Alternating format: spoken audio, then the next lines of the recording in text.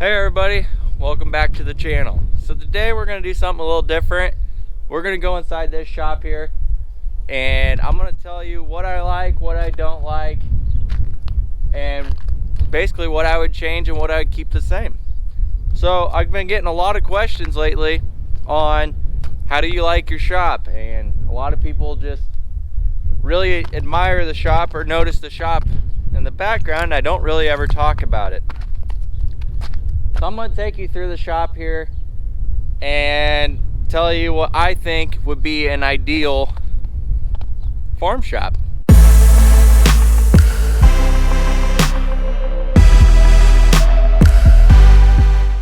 Starting off from the outside here, this shop is 60 foot wide, 80 foot long, and 18 foot sides. It's got a 30 foot wide door that's 16 foot or 18 foot tall. Now you may ask, what is the point in such tall sides? Well, the reason we do it is for our combine. We wanted something that we could pull inside without folding the doors down, because we don't have hydraulic flaps, bend extensions. So we wanted to be able to just drive it in and not worry about anything. So some of you may have noticed right here, this is a bifold door running on cables. So it's got a chain, you open the door and it pivots out. Basically it folds in half to the outside. Now I'm sure some of you guys might know the hydraulic doors where it's one full one. Well, this one just cuts in half. Pros and cons of that. Pro, in the summer when you have the door open, it kind of shades the front, which is really nice for working on stuff. Another thing is when this door folds all the way up, you got full ceiling height. So that's another pro. Where if you had an overhead door that came in, you lose 2 foot on the top. Another pro, if we are, say working outside in the summer at nighttime, and we want the door open because it's hot out, we want some nice breeze coming in here, you know. With the door open, we still have these lights right above us, because the overhead door would have covered those front section lights, and that's why we went with this door. Now the cons of this door, it is super slow, and just to, you know, like if I wanted to get this side by side out right here, I mean, I'm waiting a long time for that door to open because it's so slow, because it's such a heavy door, and just the way it goes is super slow. Now I don't know if others, this is a Lift Master, and I don't know if other brands are faster, but that's just what ours is, and that's one thing we hate about it, is it's really slow. We did flat ceiling the tops all the way back. We got LED lights. There's 4 across and 4 rows. Now the very back row, we only have 3 lights, because we knew right away that we'd be working up front here and not so much in the back. Over here we got our air compressor, and we got it built up just to kind of, so we can still store stuff underneath. We got pipelines ran to each side of the door, where we have the 3/8, and then I believe that's the 3/4, but the big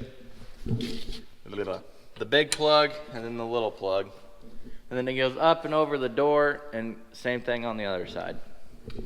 That allows us to run both our big impacts and our normal size impacts. Now there is a motor up there that controls this motor down here. So we ran the plug-in down here instead of hardwiring it into the roof. Now the reason we did this is because you ain't gonna lift that door and hold it up to drive something out when there's no electricity. I mean, it's not gonna happen. Sorry, maybe if you get Eddie Hall over here or something, he could probably do it, but you ain't doing it. So we ran the cord, the power cord, all the way down to here. That way we can just unplug this, plug it into a generator, and we can still open and close the door without power. And we lose power quite often out here on the farm. And quite honestly, we're usually some of the last people to get power back on because they're worried about other people. Concrete floors. This whole floor is concreted and it's dirty, but it's got this super smooth texture. Now it's not like a special coating they put on top, but they just go over it longer with their machines to make sure that it's extra smooth, pretty much. And it just, I like it because you can roll across it, you can sweep it out so much better than rough concrete. This shop does not have a floor drain, and that is a huge disadvantage. We didn't put it in because we don't have a really good system out here. This is all farm, it's flat, and we didn't want to dig another septic tank just for a floor drain. Going back, yeah, we would. For heating in here, we have natural gas radiant heaters. They run the whole length of the shop on both sides. Now we can roast in here if we really wanted to. There's 2 thermostats in the back of the shop that control each one. And we keep them low until we're gonna work in here. But we keep them above freezing so that way we don't have to worry about spray paint, sprayers, boat, whatever the case is. We don't have to worry about it. So it stays above freezing in here. And then when we do come in here and work, we don't like to be cold. We don't like cold fingers. So we turn it up a little bit. Now I'm not talking about we turn it up to 70 in here, but you know, on a cold day, 50 degrees feels really good. Tools, shop clearance. When we first moved into this shop, my goal was to keep the sides of this shop completely clean and not have anything on the sides. I was wrong. It is amazing in a shop that you work in all the time, you need a lot of stuff. So, now, before you judge, the shop is extremely dirty. We haven't even had time to go through and clean stuff up. We've just been project after project after project. We got a workbench right here. This is kind of a small workbench. You gotta have a beer crusher. A pop can crusher. Fridge, towels, hitch pins, receivers, clevises, end packs, mini impacts, electric, your other handheld tools, sawzall blades, shotgun shells, pins, drill bit ends. You're gonna have a spot for that. This spot right here always just gets everything from little gas cans to muck boots to jack, whatever. You gotta have a toolbox. This toolbox I had when I used to be a diesel mechanic. Way back when I bought it from a guy that quit. And it's got a lot of tools in it, which come in handy all the time. I'm not gonna go through it. This was our original toolbox before I bought this one. You got all your chemicals, or not really chemicals, but all your cans of whatever you want. Spray paint, brake clean, de-icer, chain lube, glass cleaners, starting fluids, flex seals, penetrating oil, all that. We got a full line of the most common bolts that we use. This is all American with a few metrics that we use. We got this from Fastenal because we really like the setup of it. The idea was that they would come out, scan what we needed, and restock it for us. Well, they never do, which is fine because then we just restock it. That's a must. We got like the screws and the wiring tools and the fittings down below. You know, that's another must. Then you got all your shop brooms, your generators, tow ropes, extra belts, hoses, water hoses, tarps, chains. And then we built this a couple years ago, which is storage, just for everything, which is really nice. You know, we got winches, we got our field cultivator stuff, we got our shredder stuff, we got PTO stuff, fittings, adapters, we got planter gear, we got cultivator gear, sprayer gear, and then combine sickles. Over here, we got filters. Then I got all my trucking extra parts, from hucks to pinion gears to gaskets to O-rings to brake shoes, to airbags, extra tire. Got all the lights, helmets, fireworks, more filters up top there. Slip and slide kickball, extra feed tarp, buffing stuff. Yeah. Fencing stuff, more electric plug-in tools. You get the idea. And that's one whole side. We filled one whole side with just all this stuff that you just use way more than you ever think you'd use. On this side of the shop, this is where we store the water trailer, because I can fill it up and I don't have to worry about it freezing my fittings or anything. So I just back it in here, run the hose outside, fill it up. I do wish we would have put a water hydrant in this back corner, but at the time we didn't know I'd be watering cows this much. Actually, at the time I didn't even have cows when we built this shop. Just my dad did. So we got a little door here. I think this is like a 10 by 10 or something like that. Something along those lines. And we use this in the summer just to pull four-wheelers in here, lawnmowers, just little stuff like that. Right, in the winter, it just gets used for a garden hose. Back here, these are the thermostats. Like right now, it's clear down to 35, but it's staying about 45 degrees in here. We got wire, we got generators. This door, we were going to have I think it was going to be a 10-foot wide by 12-foot tall. And they screwed up and they cut it out to 12 by 12. And that was the greatest thing ever, because after looking at that, 12-foot is a lot easier to get a pickup and trailer in here than 10-foot. So this door is really handy for pulling pickups in. We can get a semi in here with short stacks to pull in and work on it in the summer. Mostly it gets used for pickups and that kind of stuff. One thing I would have changed is I would have made this a 14-foot tall overhead, because I think it would be really handy for one to get my big semi in this door, because I have 14-foot tall stacks.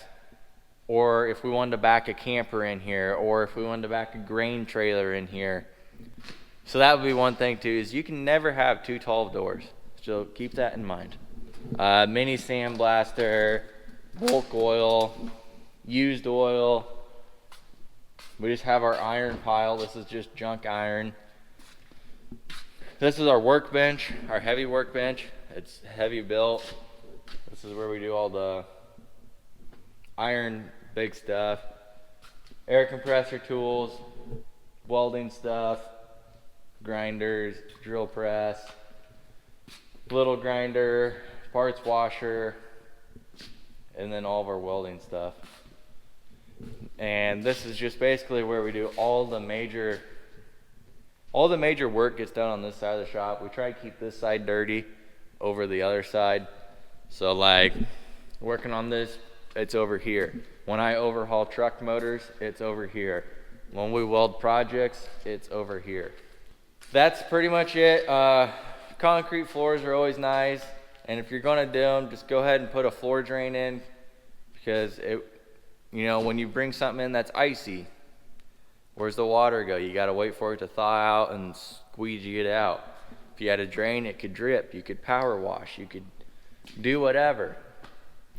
We worked on a lot of stuff before we built this shop, but not anything major or during the winter, unless it was a really nice day. And now that we have this shop, we have saved so much money by working on stuff ourselves. I mean, we probably, it'd be a lot to say that we paid half the shop off just in labor, but another 5-10 years down the road, yeah, we definitely would have, because the average shop that you go to for diesel stuff, equipment stuff, is going to be $110 to $120 an hour of just labor. Now, it could be something you could do when you have a heated shop like this and you have the ability to work on it or try it. You pull something in here, you look it over, and you're saving yourself $120 an hour to fix it yourself, because all you're doing is buying a part. So something that may take, say, 5 hours in labor, and it might only be $100 part. Well, what's 5 times 120? I mean, you're looking at $600 plus the $100 part. That's $700, to where if you can do it yourself and you have your own time and tools and whatnot, then you saved yourself. Well, then you have the $100 part. So then there you go. You save yourself $600. I mean, that's, you're getting up there with the payment, and that's just one time. So that's another thing that's really nice about having a shop, is that it does pay for itself if you're willing to try and fix things yourself. I mean, I have overhauled 7 trucks in the shop, like big motor trucks. So you can imagine that that's a lot of money that I saved, because I think you're looking at $5,000 in labor per truck, so you do the math. But that's all that thing. Kind of like the swather here. It wasn't much work to pull all that out, but it was time consuming. Saved a lot of money there again. But those are the kind of the pros and cons, which didn't do the greatest job of explaining pros and cons. More or less just a shop tour. But those are the things I would change. Is I wish we had a floor drain, I wish we had a pit, and I wish that one door in the back was bigger. But that ain't nothing. It ain't hard to squeegee. It ain't hard to wash outside. It's not hard to use this door instead of that door. You can make do. But that's what I would change. Other than that, I love this shop.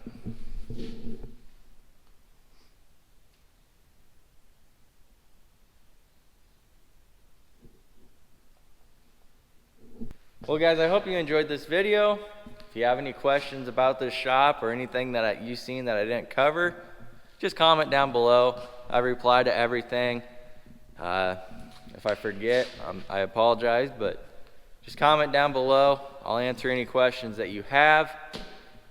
One of the questions that I know someone's going to ask is how much the shop cost.